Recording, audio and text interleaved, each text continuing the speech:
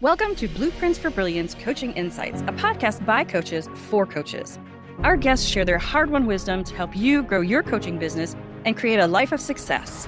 So get ready to unlock the blueprints to your success. Welcome, everyone, to today's episode. I'm so excited to introduce you to this amazing lady.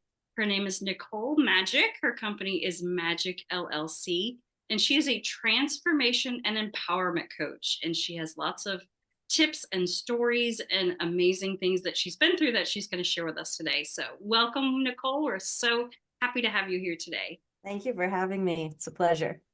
So I'm excited to hear your journey is not just about coaching, it's also about healing.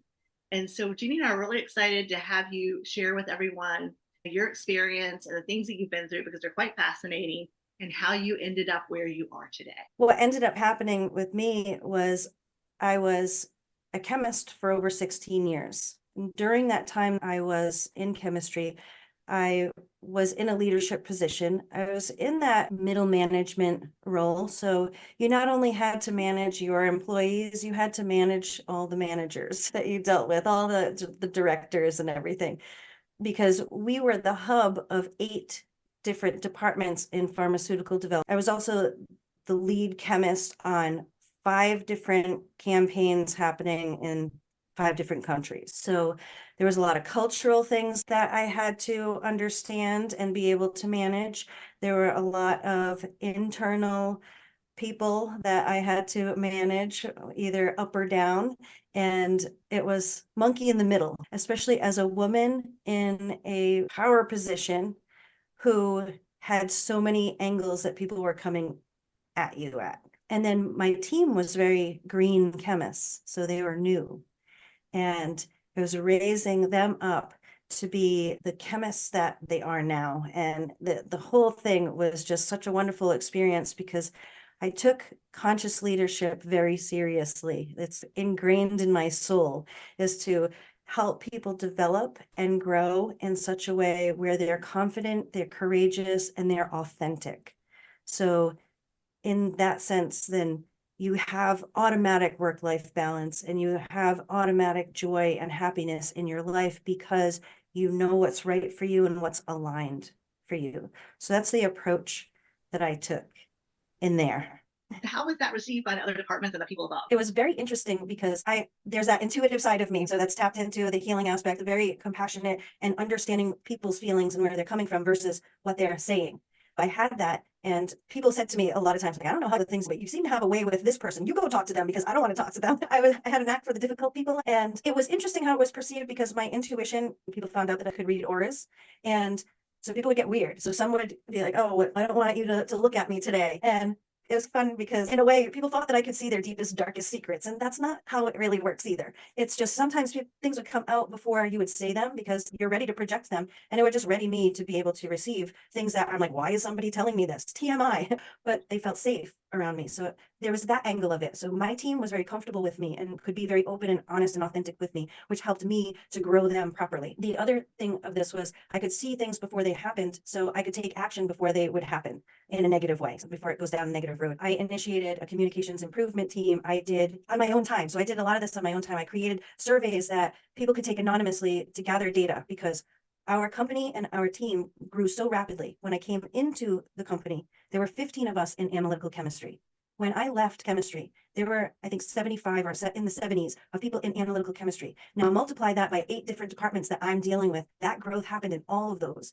There was a lot of those growing pains. So taking those surveys and taking the information in a way that people felt safe to be authentic, because in that environment, if you say the wrong thing and you have vindictive people, or people that will, withhold information or control or try to sabotage you, that is a very real thing.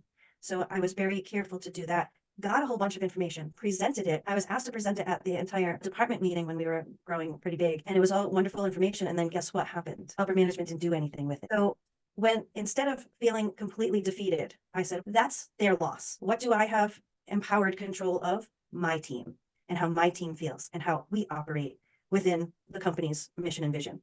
So that's what I did. And I saw that people were falling off. They were quitting. They were getting overwhelmed. They weren't replacing the people. We're still growing and we have tighter timelines. We're required to do more. And I'm sure there's some people out there just saying, oh my God, this is where I'm at, or this is what I've experienced. It was really sad to see people completely change their career path as a young chemist because they were like, this is too much for me. And in turn, they felt I'm not enough. So a lot of these beliefs come into play with the job. And I was very conscious about that. So I grew my team. I came up with a plan. I looked at all of their skills. Again, on my own time at home, and like when everybody's sleeping, I'm up like mapping things out because it was super important to me to identify what I thought their skills were, what I saw in their potential, and where I would like for them to go as a manager. And then it was also even more important for me to identify what is it that they see in themselves, where do they want to grow, and how do they view their personal life integrated as well, because that is just as important to maintain that harmony between work and life. And I told them all what I was going to do, so nobody got weirded out that I'm going to meet with each of you individually, not at goal setting time. And I went through each person and I asked them the questions about them first. And then I went through, this is the skills that I see. This is the potential that I see. And I had a conversation at where I saw gaps. And they're like, you really see me being able to do that? I identified the limiting beliefs that they had. And then I said, yeah, is that something you're interested in? And if they were interested in it, then I said, we're going to set a path. If you'd like to do this, I'm going to create the space and the time so that we have this overlap in subject matter experts and that we're a well-oiled machine, that nobody gets to leave for vacation and comes back with that dread of the piles of stuff because they're the only ones that can do it. That must have been mind-blowing to a lot of them, to have someone ask them what they really wanted, where they wanted to go, and then to open up and say that I see you with these abilities and I can see you going here. Is it something you want to do? Because I feel like so often in corporate America that doesn't happen. And if you think about, even if your company is giving you a lot of work, if you feel like you have a direction and you're utilizing your skill, it doesn't seem as hard. Yeah, you're absolutely right. And I walked out of some of those, like the wave of emotion around it, because those meetings were so meaningful. And to get that insight on what they thought of themselves, and then to hear what I thought of them, and where there was this, I believe in you, right? That they didn't know existed or needed to hear or didn't quite see yet, and mapping it all out. Then I brought the group together because there were some people in there, at least one person that I can think of that had said, I don't want to learn a lot of new things. I want to be comfortable, because guess what? They had their comfort zone. Older person just wanted to be doing the things that I'm already good at, maybe learn a few little things. I'd like to learn this because I did push to grow and develop. How can we grow and develop into more expertise in something that maybe you already do and maybe branch out just a little bit? So that was okay, because that was still comfortable enough outside of the comfort zone. Instead of, you can't take somebody who's a complete introvert and be like, you're going to be talking to 300 people tomorrow. That's what that feels like to someone like that. So I also became very conscious about that. How about becoming a trainer in this instead? That's the next step. You're good at it. Become a trainer in that. So finding that ground. And then I implemented a year-long rollout strategy that worked. It was just in time because my health was declining. My cognitive functions were declining. I didn't know why or what was happening. I just knew that I was having a struggle with doing my regular work functions, and there was something drastically wrong with me. Fast forward a year and a half of different kinds of testing. My hair was falling out. I was having hypoglycemic episodes. I was passing out at random things. I was walking into walls. It was weird. And then one day I was typing an email, giving an update on data, like where we're at for the presentation. And I'm looking at my computer screen and everything is being written backward. And I was like, wait a minute, what? Like entire sentences written backward. And at first I looked at it gibberish, and all my hands were on the right, my fingers were on the right keys, but I looked back and I started looking at it because I used to crack codes when I was a kid. And like, this is completely backwards, the whole, like a paragraph backwards. And it wasn't the computer doing it. It was me doing it. My head was scrambled. And I stopped right there and I'm like, to the doctor, neurologically, something is wrong. And then again, it progressed. And then finally I woke up one day on the floor with my 2-year-old daughter saying, Mom, wake up. Like, she's thinking I'm pretending sleeping and playing around with her. And so she's like tapping my cheeks and saying this stuff and giggling. And I'm looking around and I see the milk that I had in my hands a little while ago to pour into her cereal. And then I realized, oh my gosh, I passed out. And it's my 2-year-old daughter and my 6-year-old son, the 2 youngest that we had. So I had 4 kids at the time. And I was like, oh my God, if I died right there, how traumatic that would be for everyone in the family, right? 2 kids, too young to be able to do anything and call for help. And then 2 other kids out with their dad who were going to come home and see Mom dead on the floor. And I thought to myself, okay, we're at the point where death is imminent. And if I don't figure this out, no one's going to for me. And that's when I kicked into my intuitive gear. Okay, I'm going to just figure it out. I locked myself in a room until I figured it out. And I just kept intuitively scanning and writing down all of my symptoms I've had over the past year and a half.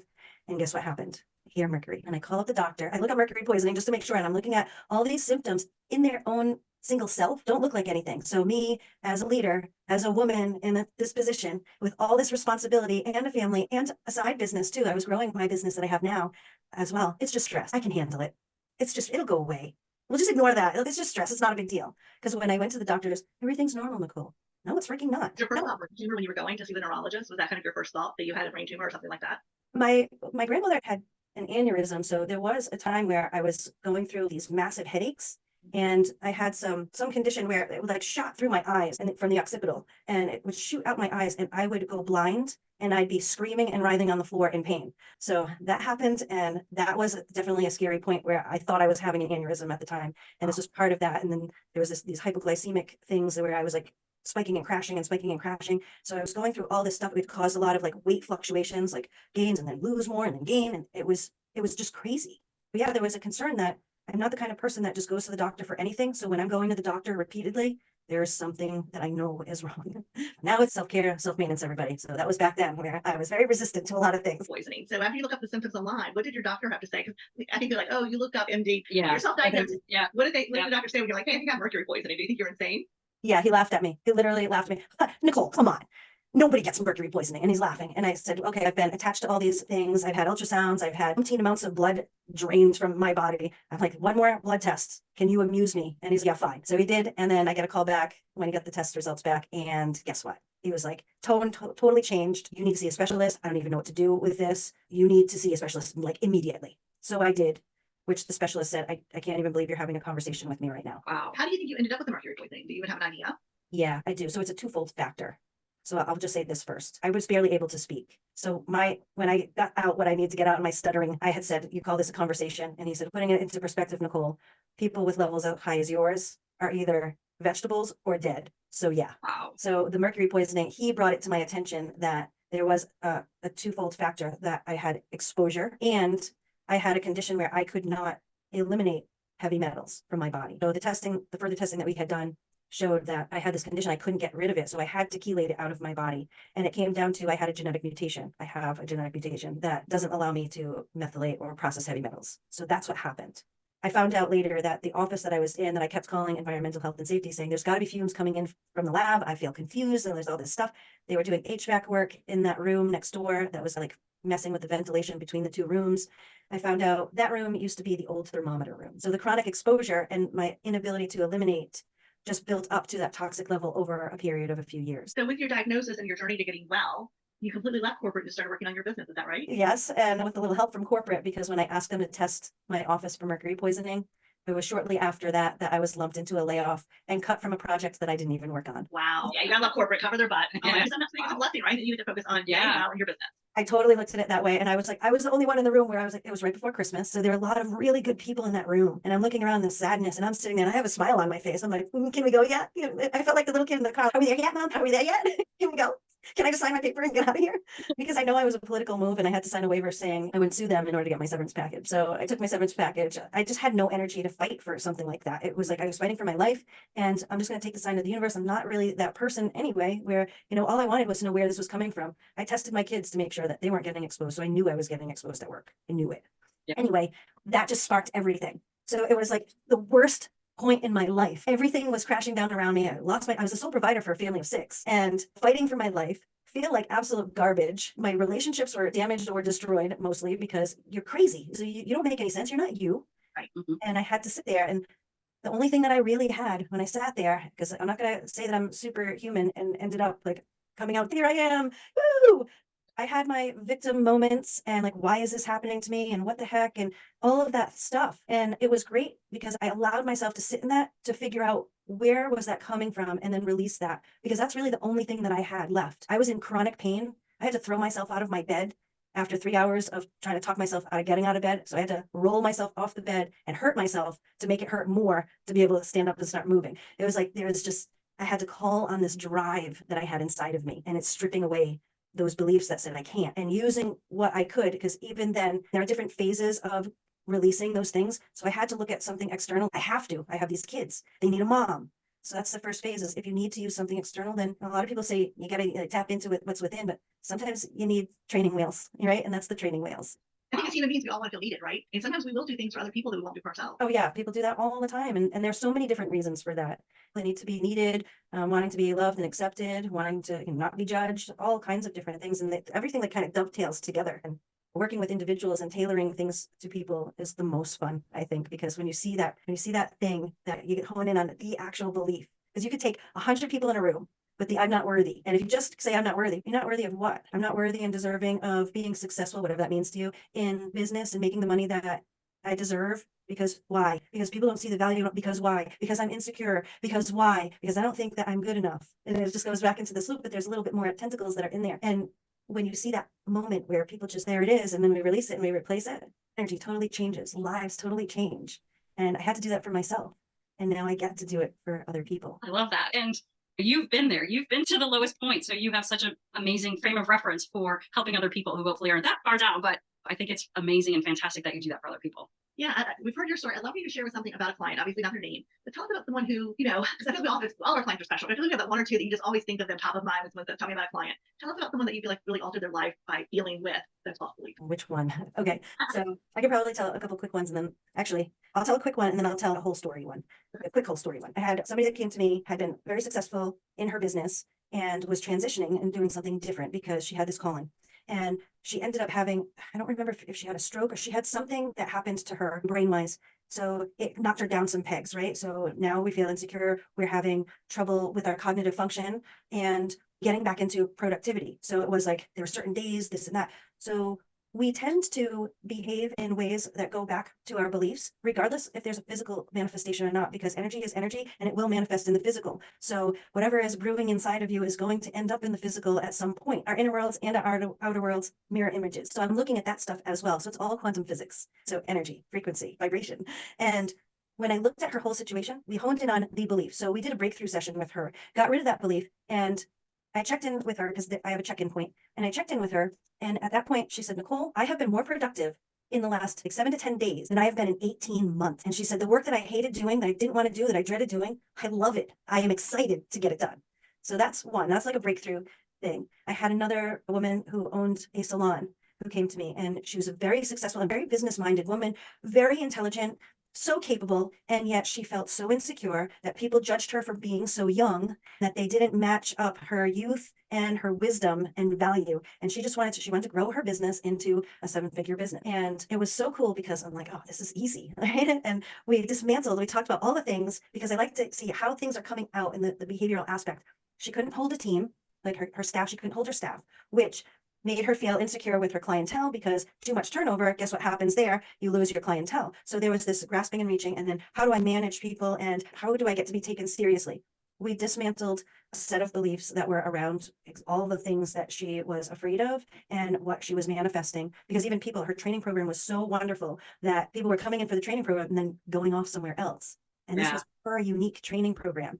Because it dealt with very specific things with the hair. When I checked in with her, we did our thing. And then afterwards, when she graduated from that, it was okay. In our check-in, she did exactly what she wanted to do. She had a team. She grew it out. I actually looked in at it maybe a few months before we're recording this. And I was just looking at it, just going, oh my God, this is so awesome. And just looking at the team she built and how everyone's super happy and hearing how she's saying, I did it. I was able to do it. And everything just fell into place because I didn't have those limitations in my mind and I didn't create it, and everything clicked and became synergistic. Yeah, she's got a 7-figure business. Fascinating to know that she had the capability. She knew how to do that, but it was actually in her mind that she was holding herself back from what she wanted. Your subconscious is so powerful. Yeah. If you could give everybody out there, give the world like one tip to make it a better place, what would your tip be? With that last story, there were dichotomous beliefs that were in there. So it's not enough to know that you can. You have to believe that you can. So when you look at your situations, if you believe 2 different things, you're going to believe those 2 different things at different times. So you may be able to do certain things and feel super awesome. And I did it and I achieved this. And then at another time, it's totally sabotaging that and stripping all that achievement away. And that if you're feeling that, and just when I get ahead, all of a sudden something happens and I'm slammed back down. There are dichotomous beliefs in there, and those are the trickiest ones, but those are the ones that are the most powerful and the ones that I love to get out of there. So if you're feeling that, you are not alone, and tap into it and ask yourself the questions. Where is it in your body? How is it coming out in your reality? And what do you want to do about it? Nicole, how do you work with people? I know you work one-on-one. Do you work in group as well? I do work in groups. I love doing group work because there's so many beliefs that can come down to certain things and we can get very specific on them and strip out the way that I layer and stack certain things. I will strip out maybe sometimes 3, 4, 5 beliefs at once. If you got one of those in there, it's coming out and you're going to see a transformation. So I do sometimes do group transformation sessions and I do group coaching. That's more extended period that helps people guide you through the things that you know that you need to do, but you just can't seem to get them done, especially in business, like building those foundations. It's because of the beliefs. So my work isn't bringing you through how to talk to somebody in a specific way. Mine is to bring you into that space to do that and strip out the beliefs that are coming up because we're triggering them. See what I mean? Nicole, we are going to put in the show notes how people can reach out to you. And we can't thank you enough for not only being here, but for all the people that you're helping. We're so happy that you're healthy now. She has me thinking, I might have some dichotomy. We might be reaching out to you. Think about it. Life is a dichotomy, right? We have good and bad, what we perceive as good and bad. But if we really look at it, I always say seemingly negative things happen in our lives because they're really not that bad. They're just a way for us to learn a lesson and seize an opportunity. So what is good and what is bad? It's neither. It's the yin yang. It's everything all in one. And that's literally what the universe, God, is. So you have all in you, but what do you want to come out? Maybe just a little bit more. Oh, fantastic. Again, Nicole, we can't thank you enough for being here and for educating us and for taking us through these amazing emotional stories and for sharing your story. Yeah, thank you. And there we go. Love you all. Thanks for joining us today on Blueprints for Brilliance Coaching Insights. We hope you're leaving this episode with inspiration to take your coaching business and your life to the next level. If you found value in this episode, we would love it if you would subscribe and share it with someone else who you think might benefit from hearing it. Thanks, and we'll see you in the next episode.